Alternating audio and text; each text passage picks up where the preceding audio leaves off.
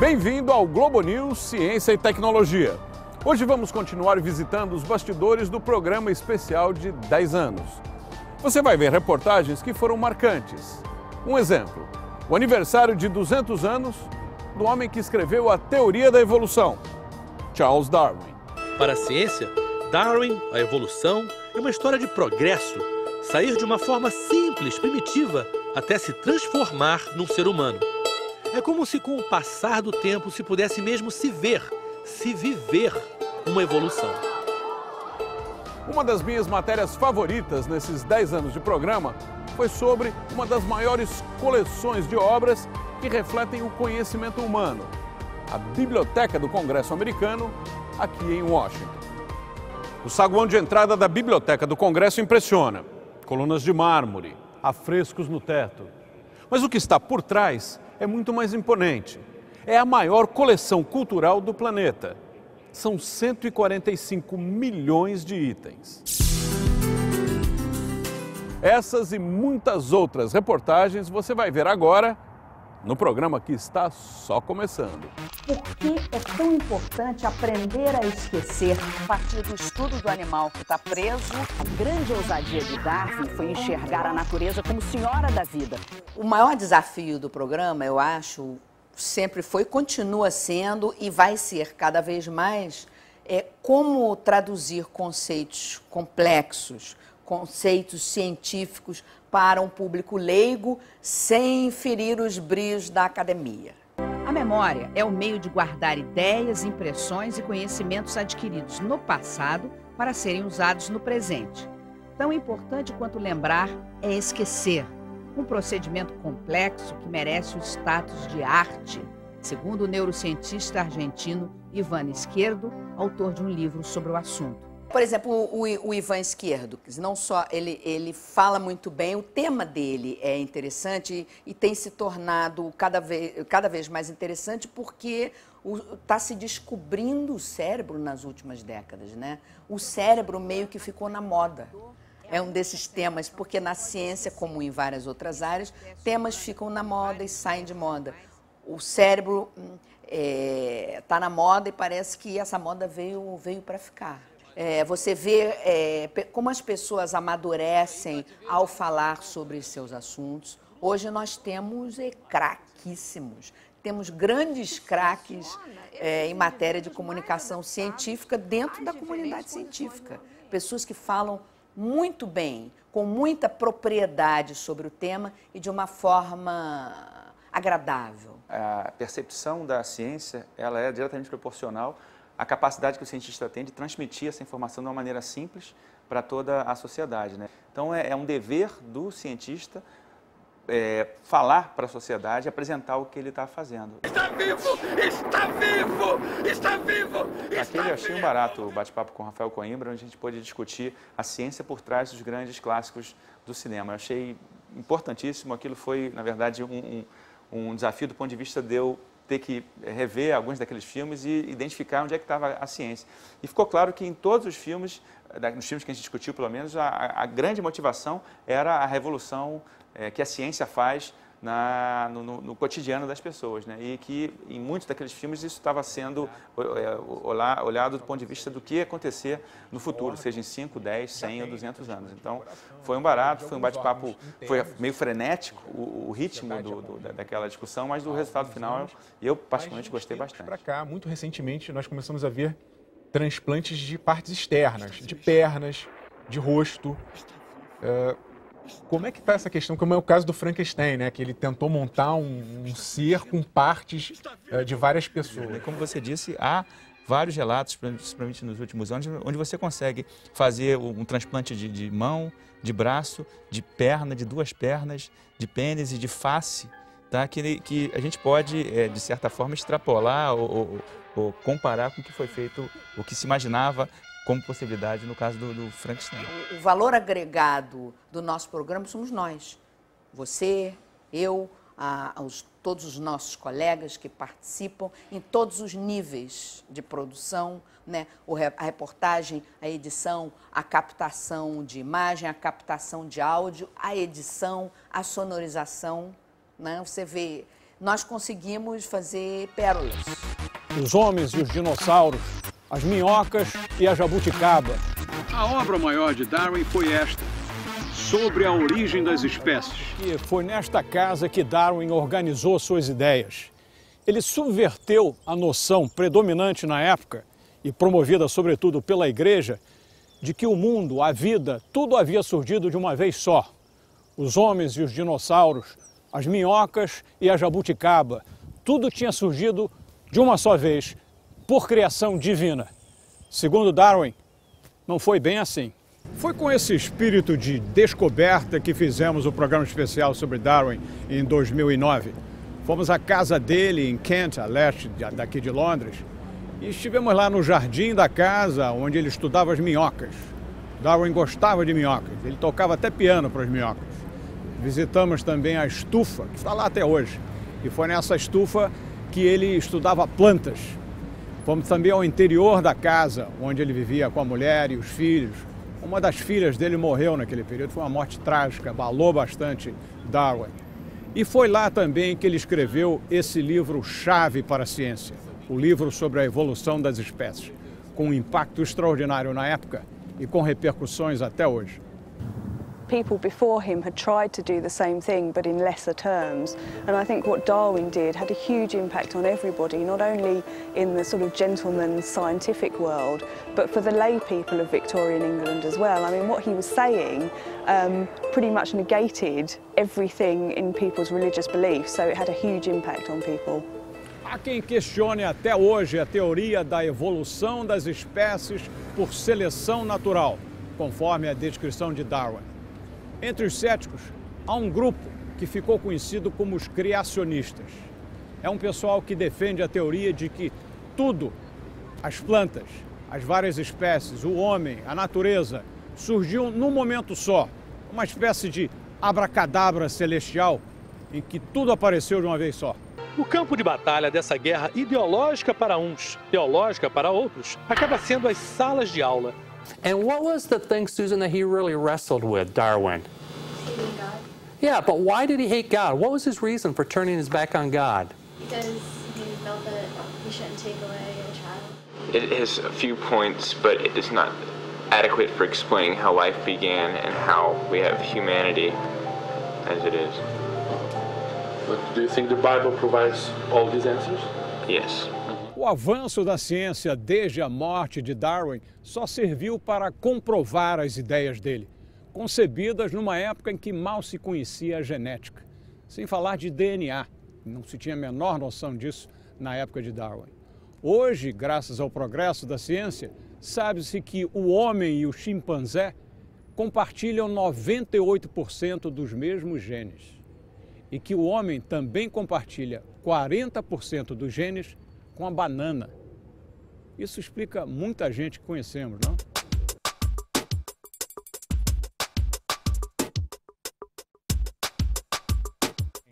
Stevens, um dos maiores avanços da ciência de uns tempos para cá está no campo da genética. Como é que uma máquina tão grande, tão pesada, consegue sair do chão? Uma das peças fundamentais para que esse feito aconteça é a turbina. O homem sempre teve curiosidade em saber o que existe no fundo do mar. Todo mundo tem ídolo em alguma área, tem ídolos na parte de esportes, de cultura, de arte. Os meus ídolos são todos da área de ciência e tecnologia, principalmente de tecnologia. Então, fazer o programa para mim é um grande prazer porque eu tenho a oportunidade de conversar com essas pessoas que eu leio os livros, que eu sigo o trabalho, eu aprendo muito fazendo o programa e conversando com essas pessoas. Eu lembro que, por exemplo, uma das entrevistas que eu mais gostei de fazer foi com a Sherry Turkle, que é uma pesquisadora do MIT, que fala muito sobre comportamento, que mexe com tecnologia, a relação das pessoas com a tecnologia. E isso, para mim, foi muito interessante. On Facebook, I think people try to play an ideal self. I think they try to perform an ideal self. A gente fala muito de tecnologia, mas também usa a tecnologia para fazer os programas. Eu lembro de um que a gente fez sobre viagens e eu fiz boa parte do programa numa entrevista via internet com um casal que estava dando a volta ao mundo junto com o cachorro, e a entrevista foi toda em tempo real, via internet, eles no meio da neve conversando com a gente. A gente usou a tecnologia para fazer o programa. Com um simples computador e uma boa conexão de internet, dá para fazer milagres. Inclusive, nos ajudaram a entrevistar o Gustavo e a Ana, que decidiram levar isso a sério e estão dando a volta ao mundo.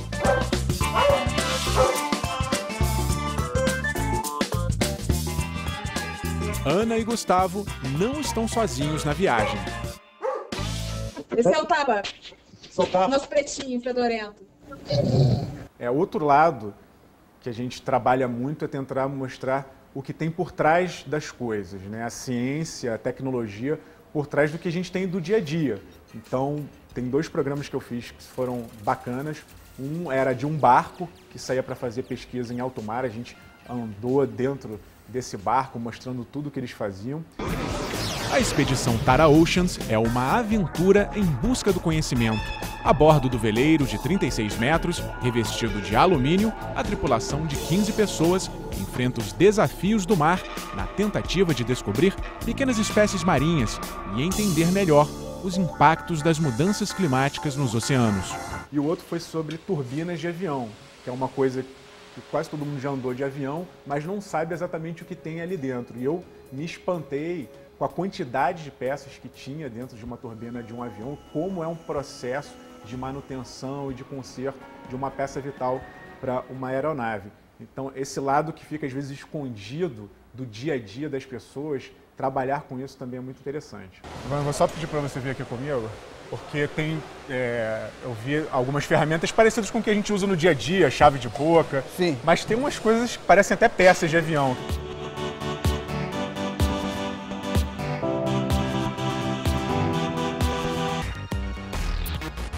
Espaço aberto ciência e tecnologia. Nos corredores, as grandes paixões de Nicoleles ficam claras. Segredos estão guardados nessas prateleiras. Nós visitamos instituições marcantes, como o Laboratório de Mídia, o Media Lab, do Instituto de Tecnologia de Massachusetts. Um lugar onde a pesquisa, literalmente, não tem paredes. Um verdadeiro celeiro de ideias não tem compartimentos. No Media Lab, os pesquisadores trabalham em laboratórios abertos. A troca de ideias e experiências é fundamental na busca de novas técnicas e soluções. Anos depois dessa visita ao MIT, alguns dos projetos já estão começando a chegar ao público. Por exemplo, o City Car, que era um carro modular, está sendo estudado para ser usado na região basca da Espanha. Reinventar a roda não é um sonho no Media Lab. É parte da pesquisa para criar veículos radicalmente diferentes.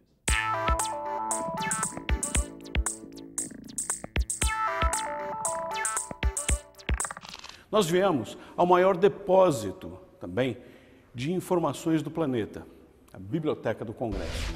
São mais de 140 milhões de itens, em 463 idiomas, de todas as partes do mundo. Você sabia que existe um departamento dedicado inteiramente ao Brasil? Aqui, ao lado desses painéis que Portinari desenhou em 1941, nós encontramos coisas surpreendentes. Por exemplo, esse documento, um desenho feito em 1531 por uma tribo no sul do México. The tribe produced this. The tribe produced this. This is a record of taxes they paid in 1 year. In 1 year? In 1 year. And what did they do with this? They gave it to the Spanish. And the Spanish Audiencia de México used it for their purposes. Everett Larson foi quem nos mostrou esse documento. It is as beautiful as it was when we came here. What's the difference now? Well, the document itself is here. People have to come here to see it. But we've decided to go another step. We've put it so now on the web. Everybody can see it. Now everybody can see it anywhere in the world. Isso é parte da revolução digital da Biblioteca do Congresso. O último passo disso é o fato de que a biblioteca agora está acumulando todos os twitters que foram emitidos desde o início do Twitter em 2006. São mais ou menos 300 milhões de Twitters, 300 milhões de mensagens todos os dias. Para acumular toda essa informação, a biblioteca está organizando um arquivo que trabalha em petabytes, 1000 vezes maior do que terabytes. The biggest difference that I see is that it engenders people's interest. More people become interested in studying this material. You bring more people into scholarship. You bring more people into studying what the people of Huejotzingo were doing at this time. Um dos prazeres em fazer esse programa é ver como trabalha a cabeça de um cientista, de um pesquisador, de um gênio. Einstein é uma inspiração para Dean Kamen em física teórica, mas o próprio Kamen trabalha com a física do cotidiano. Quando era adolescente, ele inventou uma bomba de insulina portátil revolucionária. Nós entrevistamos Dean Kamen. Ele inventou várias coisas, entre elas o Segway, esse veículo elétrico que se equilibra com o auxílio de giroscópios. Estamos no meio da entrevista, de repente o Dean Kamen diz que a ideia surgiu quando ele escorregou no banheiro. The Segway, it's a little embarrassing, but we were building some of our experimental iBots. And there they are standing up by themselves, because they do, I can show you, they stand up. And we're using the joystick to move it around, forward and back and left and right. And one of my engineers, who's a little crazy, jumps on one, and he's standing up on the seat. Well, that makes you very tall. And he's standing on the seat and leaning forward and back, and of course, since the machine won't let you fall over, as he's leaning forward and back, the machine is running up and back, and he's got this big smile on his face because it's fun. And I'm standing there thinking, wow. Essa diferença entre a cabeça curiosa, a cabeça complexa de quem pensa nas coisas de uma maneira diferente, para mim é uma das grandes vantagens de trabalhar para o programa. Conseguir ver isso, as pessoas que explicam, que contam como isso acontece.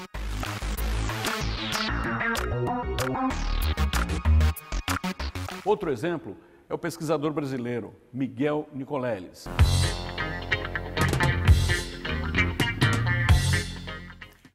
Eu o entrevistei na Universidade Duke, onde ele tem um laboratório. Entre as várias pesquisas que ele faz, ele contou o que ele está desenvolvendo em relação ao mal de Parkinson, que ao contrário do que a gente acha, não é uma falta de comunicação entre o cérebro e os nervos, é um excesso de comunicação. A gente combate esse sintoma, que é a sincronia do disparo elétrico das células. E em conseguindo fazer que essas células saiam, a gente fala fora de fase, né?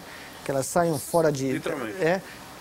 O sistema motor volta a poder funcionar de uma maneira normal. A simplicidade com que o Miguel Nicoleles explica coisas muito complexas é enorme, mas não só isso. A forma como ele vê o circuito cerebral de um ser vivo, esse tipo de visão é rara. Esse sintoma você pode vir com os eletrodos e fazer um implante. Nesses anos de produção do Ciência, nós fomos ver de novo o trabalho de grandes cérebros do passado, como Benjamin Franklin.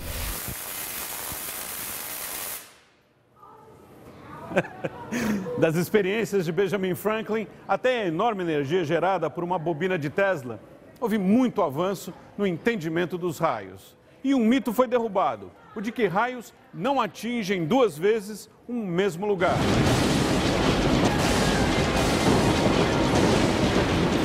Mas nós conhecemos também um cérebro não humano, o do computador Watson, da IBM. Hello, my name is Watson. Watson? What is Sauron? Sauron is right, and that puts you into a tie for the lead with Brad.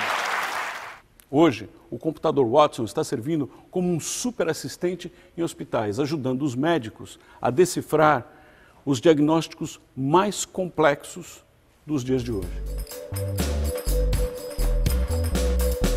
This notion of a massive amount of information that it's almost inhuman to try to remember all of it at once also applies to many situations. right? We talk a lot about the medical example, where it's inhuman to think that the whole medical literature will be at the front of the doctor's mind at the very instant that you describe this symptom or that symptom.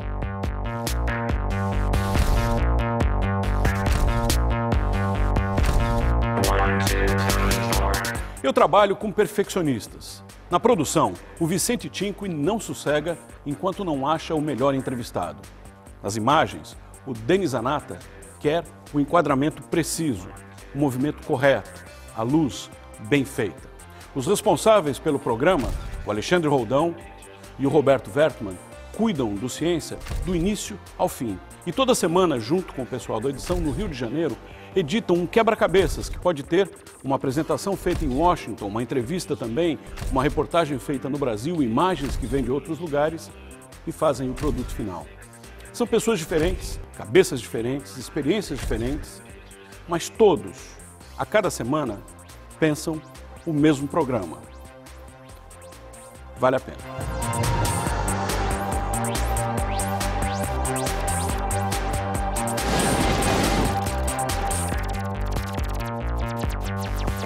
Nosso programa especial de 10 anos chega ao fim, mas o nosso trabalho não para. Já estamos preparando o programa da semana que vem. Obrigado a você que nos assiste. Vamos continuar juntos.